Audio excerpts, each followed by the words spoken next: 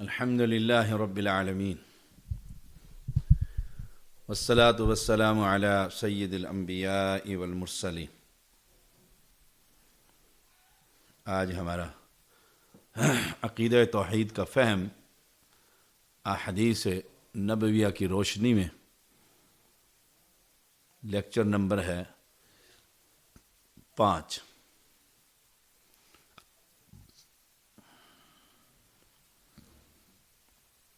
سیدنا انس بن مالک رضی اللہ تعالی بیان کرتے ہیں، رسول اللہ صلی اللہ علیہ وسلم نے فرمایا، یقول اللہ تبارک و تعالی لأہون اہل النار عذابا۔ اللہ تعالی قیامت کے دن دوزخ کا سب سے ہلکا عذاب پانے والے شخص سے پوچھے گا، سبحان اللہ، سوال کرے گا، جسے جہنم کا سب سے کم عذاب دیا جائے گا، اور ایک حدیث میں سب سے کم عذاب ابو طالب کو دیا جائے گا، رسول اللہ صلی اللہ علیہ وسلم کے چچا کو، سب سے، کیونکہ آپ صلی اللہ علیہ وسلم سے سوال ہوا تھا کہ آپ کے ساتھ آپ کے چچا نے بڑا ہی تعاون کیا، اور حقیقت میں کیا، بڑا ہی ساتھ دیا تھا، اسلام کی پیٹھ کے پیچھے نبی اکرم صلی اللہ علیہ وسلم کے ساتھ بڑا تعاون کیا تھا، تو کوئی فائدہ ہوگا ان کو، چچا تھے آپ کے اور اسلام کی خدمت بھی کی۔ فرمایا انہیں قیامت کے دن سب سے ہلکا عذاب دیا جائے گا۔ تو یہاں تو نام نہیں ہے ان کا، لیکن سب سے ہلکا عذاب کہا، ان کے پاؤں کے اوپر جہنم کے 2 انگارے، یا جہنم کے 2 جوتے، یا جہنم کے 2 تسمے پہنا دیے جائیں گے، اور وہ سمجھے گا جس کو یہ عذاب ملے گا سب سے کم، کہ سب سے زیادہ عذاب مجھے ہی ہو رہا ہے، اللہ اکبر، اور وہ قدموں پر 2 انگارے رکھنے سے اس کا یہ دماغ ایسے پکے گا جیسے ہنڈیا میں چاول پکتے۔ اللہ ہم سب کو محفوظ فرمائے۔ تو قیامت کے دن سب سے ہلکا عذاب پانے والے شخص سے یقول اللہ تعالی، اللہ تعالی کہے گا، لو کانت لک الدنیا وما فیہا، اگر تجھے ساری دنیا اور اس میں جو کچھ ہے سب چیزیں مل جائیں، سارے خزانے، سارا سونا، ساری چاندی اور ساری نعمتیں، سارا پیسہ، ہر شے، روئے زمین کی ساری چیزیں، لو کانت لک الدنیا وما فیہا اکنت مفتدیا بہا، تو کیا تو اس عذاب سے جان چھڑانے کے لیے وہ دے دے گا، وہ دے دے گا، اکنت مفتدیا بہا، کہ عذاب دوزخ کا، اور وہ بھی اللہ کی تیار کردہ آگ جو انتہائی خطرناک ہے، جو جل کر سیاہ ہو چکی ہے، تو فیقول، وہ کہے گا شخص، نعم، ہاں، میں سب کچھ دے دوں گا، سب کچھ دے دوں گا، اور اس جہنم سے آزادی پاؤں گا، اگر میرے پاس یہ دنیا سب کچھ ہو تو میں سارا کچھ دے دوں گا۔ آج تو ہم مسجد اور مدرسے کے لیے 1 روپیہ دینے کے لیے تیار ہیں، اکثریت، یہ مسجد والے مانگتے ہی رہتے ہیں، یہ غریب سوال ہی کرتے رہتے ہیں، یہ فقیر، ہر وقت ان کا کوئی نہ کوئی شعبہ جاری ہی رہتا ہے، سبحان اللہ و بحمدہ، سبحان اللہ العظیم۔ اس دن یہ کہے گا مشرک اور بدعتی کہ میں سارے پیسے دے دوں گا، ساری دنیا کا مال و متاع دے کر اس جہنم سے باہر نکلنا چاہوں۔ فیقول، اللہ تعالی فرمائے گا، قد اردت منک اہون من ھذا وانت فی صلب آدم علیہ الصلاۃ والسلام، میں نے تو تجھ سے اس سے بھی زیادہ آسان بات کا مطالبہ کیا تھا جب تو آدم کی پیٹھ میں تھا۔ وہ آسان سوال کیا تھا؟ یہ تو دنیا کس کو ملتی ہے؟ ساری دنیا۔ قارون کے خزانے اتنے تھے کہ اونٹوں کی جماعت خزانوں کی چابیاں اٹھا کر چلتی تھی، لیکن اور دنیا کے پاس بھی پیسہ تھا۔ ساری دنیا کا مال و متاع ایک بندے کو دنیا میں مل ہی نہیں سکتا، ناممکن۔ لیکن اللہ کریم فرماتے ہیں اگر سب کچھ ہی تجھے دے دیں اور تو جان چھڑائے گا، چھڑائے۔ فرمایا اس سے آسان کام کہا تھا تجھے، آسان کام۔ کیا کام؟ جب کہ تو آدم کی پیٹھ میں تھا، آدم علیہ السلام کی پشت پر ہاتھ پھیر کر اللہ تعالیٰ نے ساری انسانیت کو نکال کر پوچھا تھا الستو بربکم، کیا میں تمہارا رب ہوں؟ کیا میں تمہارا رب نہیں ہوں؟ قالوا بلا، سب نے کہا تھا کیوں نہیں۔ آج ان کے پالن ہار اور لجپال اور غریب نواز اور بندہ نواز، ہر بستی کا الگ، ہر بستی کا مشکل کشا اور اولاد دینے والا الگ۔ سبحان اللہ و بحمدہ۔ جی ٹی روڈ پر جاتے ہوئے ایک مقبرہ آتا ہے اور اس کے فقیر مجاور سبز چولے پہنے ہوئے وہاں کھڑے ہوتے ہیں مانگنے کے لیے۔ بڑا سارا غلہ ہے، اس کو تالا لگا ہوا ہے اور اس پر لکھا ہوا ہے اپنے ہاتھ سے چندہ اس غلے میں ڈالیں، اس غلے میں ڈالیں۔ جو پیر اپنے مجاور کی مالی خیانت کو نہیں روک سکتا، وہ مجھے اور آپ کو کچھ دے سکتا ہے؟ سبحان اللہ۔ مطلب یہ ہے کہ اگر آپ نے اس کو دے دیا اور اس نے جیب میں ڈال لیا، خزانے میں نہ ڈالا، تو بابے کو تو نہ پہنچانا وہ مال، جو اتنا بے بس اور مجبور ہوتا ہے بیچارہ۔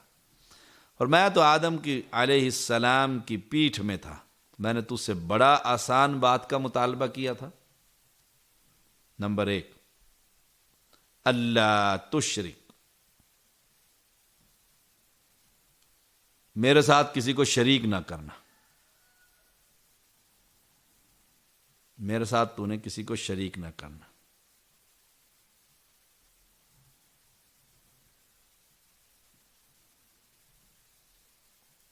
آسان سا سوال تھا۔ اللہ کی توحید میں کسی زندہ اور مردے کو شریک نہ کرنا۔ اللہ تشرک ولا ادخلک النار فابیت الا الشرک۔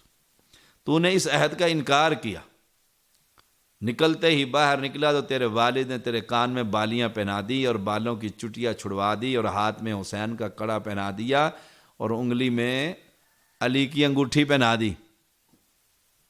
تو نے اس عہد کا انکار کیا، میرے ساتھ شرک پر تو اڑا رہا، شرک کرتا رہا۔ کہتے نہیں، یہ بابے بھی بہت کچھ کر سکتے ہیں۔ کیا کر سکتے ہیں؟ کیا کر سکتے ہیں؟ ان کی قبر کے اوپر مکھی بیٹھ جائے، وہ مکھی کو نہیں اڑا سکتے۔ جب وہ فوت ہو گئے تھے، اپنی لاش کے اوپر اس کے مکھی بیٹھ جائے تو مرد اور عورتیں رشتہ دار پنکھا لے کر وہاں بیٹھے ہوتے ہیں، اس کے مکھی نہ بیٹھے لاش کے اوپر۔ جو قبر سے باہر اپنے اوپر سے مکھی نہیں اڑا سکتا، اندر جا کر کسی کی مدد کر سکتا ہے۔ سبحان اللہ و بحمد۔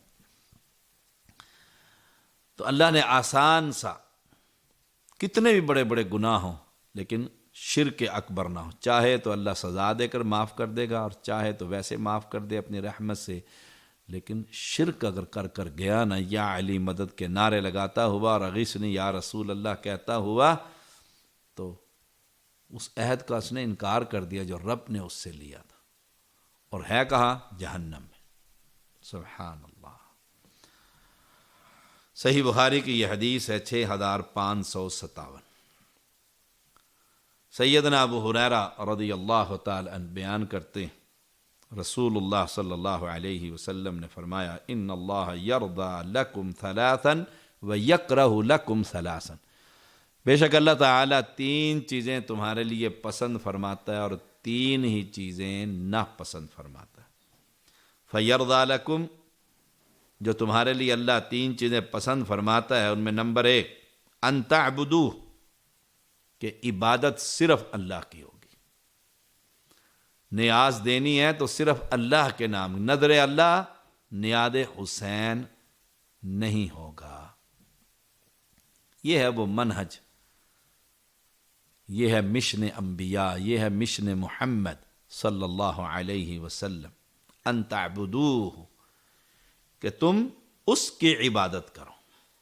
اس کی عبادت کرو، عبادت میں کسی کو شریک نہ کرو۔ نمبر 2، ولا تشرکوا بہ شیئا، اور اس کے ساتھ کسی کو شریک نہ ٹھہراؤ، کسی کو شریک نہ ٹھہراؤ، کوئی کتنا ہی بڑا کیوں نہ ہو۔ کیا رسول اللہ صلی اللہ علیہ وسلم سے بڑا ہو سکتا ہے انسان؟ نہیں ہو سکتا۔ اللہ کے پیغمبر علیہ السلام کی شراکت بھی اللہ کو برداشت نہیں، وہ وحدہ لا شریک، وحدہ لا شریک، اکیلا ہے اور اس کا کوئی شریک نہیں۔ وَلَمْ يَكُنْ لَهُ كُفُوًا أَحَدٌ، شراکت تو بڑی دور کی بات، اس کی کوئی برابری کرنے والا بھی نہیں، ہم سر بھی نہیں ہے اس اللہ کا۔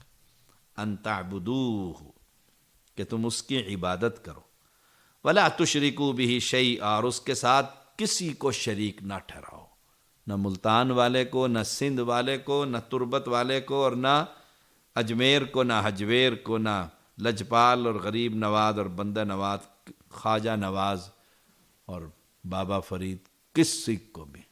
یہ سب فوت ہو چکے، یہ انسان ہے، وہ خالق ہے، یہ مخلوق ہے۔ ان تعبدوہ ولا تشرکوا بہ شیئا وان تعتصموا بحبل اللہ جمیعا ولا تفرقوا، تم سب مل کر اللہ کی رسی کو مضبوطی سے تھام لو اور فرقوں میں نہ بٹو۔ تم سب مل کر اللہ کی رسی کو، تعتصموا بحبل اللہ جمیعا ولا تفرقوا، اور فرقوں میں نہ بٹو۔ یہ نمبر 3، اللہ کی رسی کیا ہے؟ واعتصموا بحبل اللہ جمیعا ولا تفرقوا، اللہ کی رسی کیا ہے؟ قرآن۔ اللہ کی رسی کیا ہے؟ رسول اللہ صلی اللہ علیہ وسلم کی احادیث مبارکہ، یہ اللہ کی رسی ہے۔ قرآن آسمان سے نازل ہوا محمد الرسول اللہ صلی اللہ علیہ وسلم پر، اور تشریح اس کی رسول اللہ صلی اللہ علیہ وسلم کی زبان اقدس سے، یہی اللہ کی رسی۔ اس اللہ کی رسی کو پکڑو۔ مسلم، مسلمان، بس قرآن و سنت کا پابند، کتاب و سنت کا پابند۔ ولا تفرقوا، جمیعاً، جمیعاً سب مل کر، یعنی ساری امت اللہ کے قرآن اور پیغمبر کی حدیث پر مل جائے، اکٹھی ہو جائے۔ وَأَن تَعْتَصِمُوا بِحَبْلِ اللَّهِ جَمِيعًا وَلَا تَفَرَّقُوا، فرقے فرقے نہ بنو۔ پیغمبر علیہ السلام نے اسلام کی دعوت دی تو ایک ہی جماعت تھی صحابہ کی، دوسرا کوئی فرقہ تھا؟ دوسری کوئی جماعت تھی؟ کوئی امام تھا؟ کوئی صدیقی ابو بکر کے نام پر اور فاروقی عمر کے نام پر اور عثمانی عثمان کے نام پر اور علوی علی کے نام پر رضوان اللہ علیہم اجمعین؟ کوئی نہیں تھا، سب ایک رسی کو پکڑے ہوئے تھے۔ ولا تفرقوا، فرقے فرقے نہ بنو، میں دیوبندی ہوں، وہ حیاتی ہے، یہ مماتی ہے، وہ بریلی ہے اور یہ وہابی ہے، نہ، فرقے فرقے نہ بنو، ایک ہو جاؤ۔ فرقہ کون ہوتا ہے؟ جو اصل سے ہٹ جائے وہ فرقہ ہوتا ہے۔ لوگ کچھ کہتے ہیں اہل حدیث بھی فرقہ ہے، ان کی یہ جہالت ہے اور کم علمی ہے۔ اہل حدیث فرقہ نہیں، فرقہ وہ ہے جو اصل سے ہٹ جائے، فرقہ اسے کہتے ہیں۔ ایک والد کے 4 بچے ہیں، 5 بیٹے ہیں، ایک ایک کر کے سب اپنے والد کو چھوڑ کر چلے جاتے رہتے ہیں۔ اور فرقہ کون سے بنے؟ جو چھوڑ کر جا رہے، اور ایک بچہ جو ہے، ایک بیٹا باپ کے ساتھ تمسک کرتا ہے، میں نے یہیں پر رہنا ہے، تو وہ فرقہ نہیں، وہ فرقہ نہیں، وہ تو جماعت ہے، اس نے والد کو نہیں چھوڑا۔ مثال سمجھانے کے لیے کہ حنفی چھوڑ کر گئے، رسول اللہ صلی اللہ علیہ وسلم کو حنفی بن گئے، شافی چھوڑ کر گئے، امام شافی کے نام پر شافی بنے، فرقے میں تبدیل، حنبلی امام احمد بن حنبل کے نام پر، اور مالکی امام مالک رحمہم اللہ ان کے نام پر مالکی بنے۔ اہل حدیث نہ مالکی، نہ شافی، نہ حنبلی، نہ حنفی، اہل حدیث صرف رسول اللہ صلی اللہ علیہ وسلم کے حدیث کو ماننے والے۔ اہل حدیث کا معنی بھی یہی ہے، حدیث پر چلنے والے، حدیث کو ماننے والے اہل حدیث، انہوں نے رسول اللہ صلی اللہ علیہ وسلم کے علاوہ کسی کو امام نہیں بنایا۔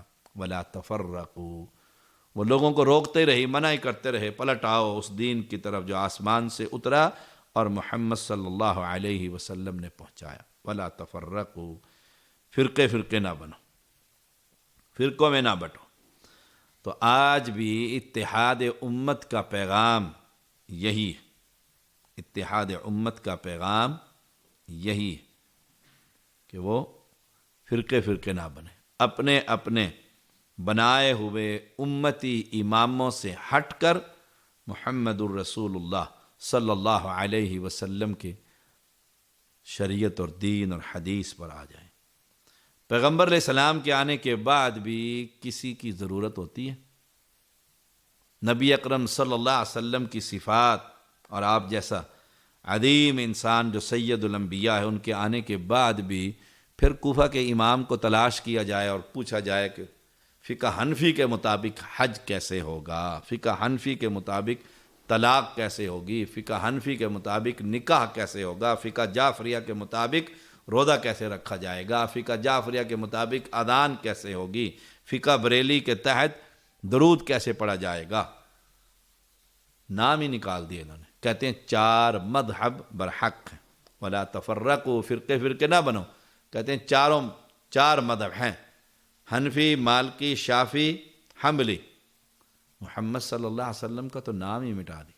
یہ ہم ہیں جو گلی گلی، شہر شہر، قریہ قریہ، بستی بستی اہل حدیث کا بچہ بچہ ان کو دعوت دیتا پھر رہا ہے کہ چار حق نہیں، حق صرف ایک ہے اور اس کا نام محمد صلی اللہ علیہ وسلم۔ تو تیسری بات فرمائی وَأَن تَعْتَصِمُوا بِحَبْلِ اللَّهِ جَمِيعًا وَلَا تَفَرَّقُوا، فرقے فرقے نہ بنو، فرقہ بندی ایک لعنت ہے۔ وَيَكْرَهُ لَكُمْ، اور جو تین باتیں اللہ تعالیٰ نے تمہارے لیے وَيَكْرَهُ لَكُمْ ثَلَاثَ ناپسند فرمائی، ان میں وَيَكْرَهُ لَكُمْ جو تمہارے لیے ناپسندیدہ چیز ہے، قیل وقال، فضول باتیں، فضول باتیں، بیٹھے ہوئے ہیں فضول گپیں مار رہے ہیں، ہنسی مذاق، جھوٹے لطیفے، جھوٹے کہانیاں، غیبتیں، فضول گفتگو جس کا کوئی فائدہ نہیں، نہ ذات کو فائدہ، نہ ایمان کو فائدہ، نہ دنیا میں فائدہ، نہ آخرت میں فائدہ۔ ہنسی مذاق بھی اسلام میں جائز ہے لیکن اس میں جھوٹ نہیں ہے۔ رسول اللہ صلی اللہ علیہ وسلم کے پاس ایک شخص آیا اور سواری کا سوال کیا کہ مجھے اونٹ چاہیے تاکہ میں سواری کر سکوں اور جہاد پر جا سکوں۔ فرمایا میں تجھے اونٹنی کا بچہ دوں گا۔ فرمایا اللہ کے پیغمبر میں اونٹنی کے بچے کا کیا کروں گا؟ آپ صلی اللہ علیہ وسلم نے فرمایا ہر اونٹ اونٹنی کا بچہ ہوتا ہے، ہر اونٹ اونٹنی کا بچہ ہوتا ہے۔ تو فضول باتوں سے بچنا چاہیے۔ نمبر 2 کثرت سوال، اور نمبر 3 مال ضائع کرنے کو ناپسند کرتا ہے۔ قیل وقال وکثرت السؤال واضاعت المال، قیل وقال، فضول باتوں سے پیکج کروائے میں فضول گپیں کروا رہے ہیں، ساری قوم لگی ہوئی ہے، فضول کام کی بات ہے کیجئے جس سے دنیا کو فائدہ ہو، آخرت کو فائدہ ہو، ایمان کو فائدہ ہو، کاروبار کو فائدہ ہو، کسی طریقے سے کوئی فائدہ ہو۔ قیل وقال،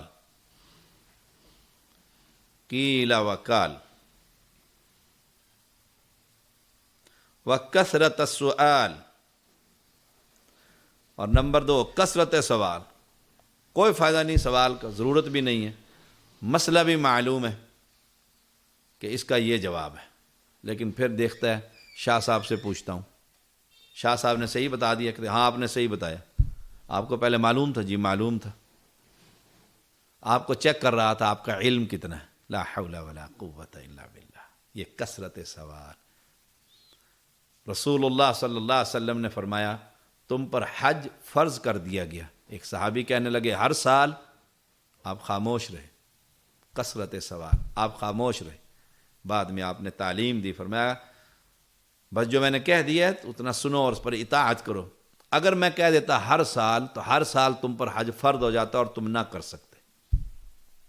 سوال پر سوال. اچھا اس سے یہ سوال نکلتا ہے، اس سے یہ سوال نکلتا ہے، اس سے یہ سوال نکلتا ہے، جس کا امت کو کوئی فائدہ نہیں. سوال صحابہ کی یہ حالت تھی، سوال ہی نہیں کرتے تھے، انتظار کرتے رہتے کوئی بدو دیہات کا رہنے والا آئے. ان میں وہ آداب سے واقف نہیں ہوتے تھے تو آ کر سیدھا سوال کر لیتے تھے اپنا، کہ وہ سوال کرے تاکہ ہمیں کچھ اسلام کے بارے میں مزید معلوم ہو جائے.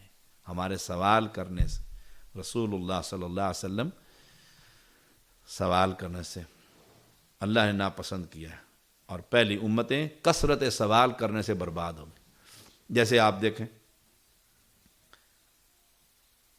سورۃ البقرہ، اللہ نے کیا فرمایا؟ گائیں ذبح کر دو.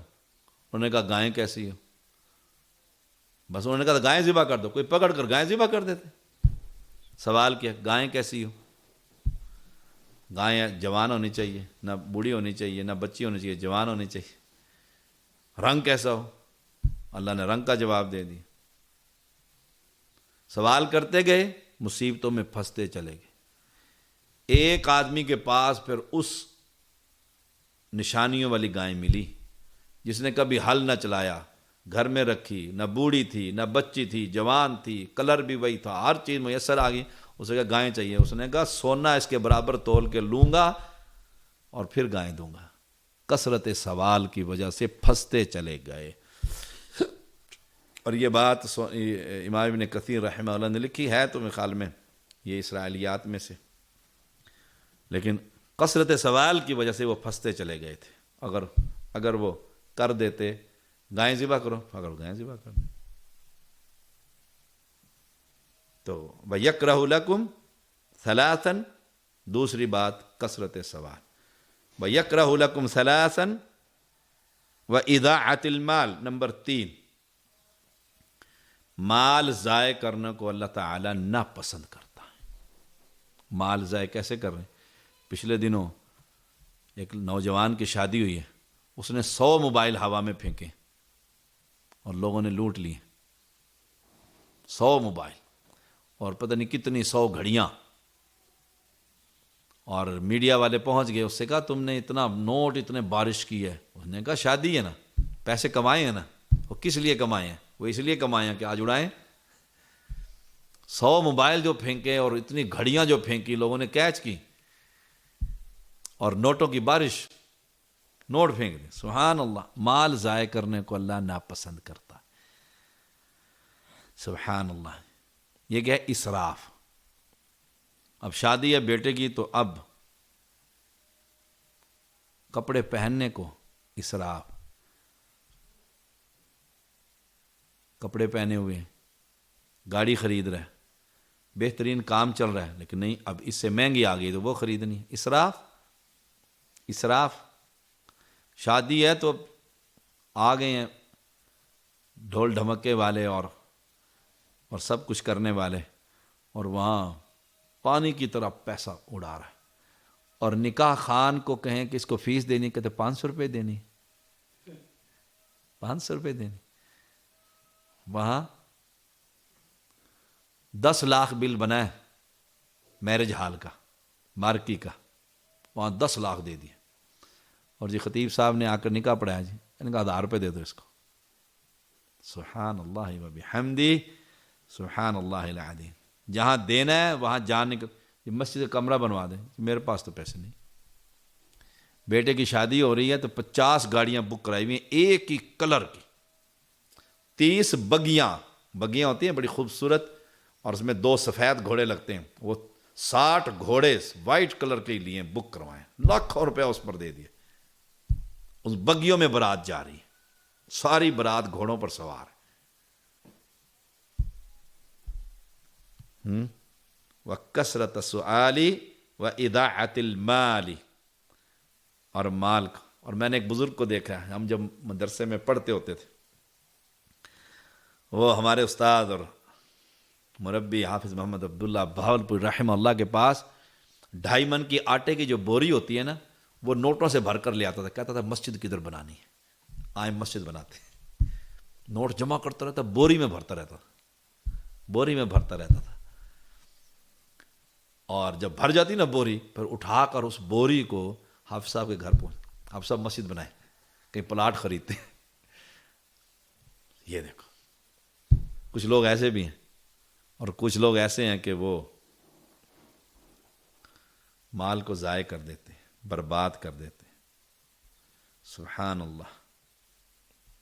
تو 3 باتیں اللہ تعالیٰ پسند کرتا ہے، اور 3 باتیں اللہ تعالیٰ تمہارے لیے ناپسند کرتا ہے۔ اللہ کریم سے دعا ہے، اللہ کریم ہمیں شرک سے محفوظ رکھے، اور جو اس حدیث میں بھی، اور یہ حدیث صحیح مسلم کی 1715، اس میں 3 باتیں، اور میں پہلی بات توحید، ان تعبدوہ، اور ہم انشاءاللہ یہ احادیث نبویہ کی روشنی میں توحید کا فہم انشاءاللہ اسے ہم بیان کر رہے ہیں۔ ہمارے اعلان کے مطابق اب جمعرات اور جمعہ 2 دن رخصت ہوگی، کلاس ہوتی ہے ہماری ہفتہ اتوار، سوموار، منگل اور بدھ، جمعرات اور جمعے کو 2 دن کوئی کلاس نہیں ہوگی انشاءاللہ تعالی۔ صبح بعد نماز فجر مسنون اذکار کے بعد تفسیر القرآن الکریم، بعد نماز ظہر، نماز کے بعد توحید کا فہم احادیث نبویہ کی روشنی میں، اور بعد نماز عصر سوال و جواب کی نشست کتاب و سنت کی روشنی میں۔ ان کا دورانیہ ہے 30 منٹ، خود بھی سنیے، اہل و عیال کو بھی سنائیے، اور اس ویڈیو کو اور اس لیکچر کو شیئر کیجئے، تاکہ اللہ کرے ہمارے اس گفتگو سے کوئی ایک آدمی بھی قبر پرستی سے توبہ کر لے، شرک سے توبہ کر لے، انشاءاللہ وہ آپ کے لیے بھی نجات، میرے لیے بھی نجات ہوگی۔ وآخر دعوانا ان الحمد للہ رب العالمین۔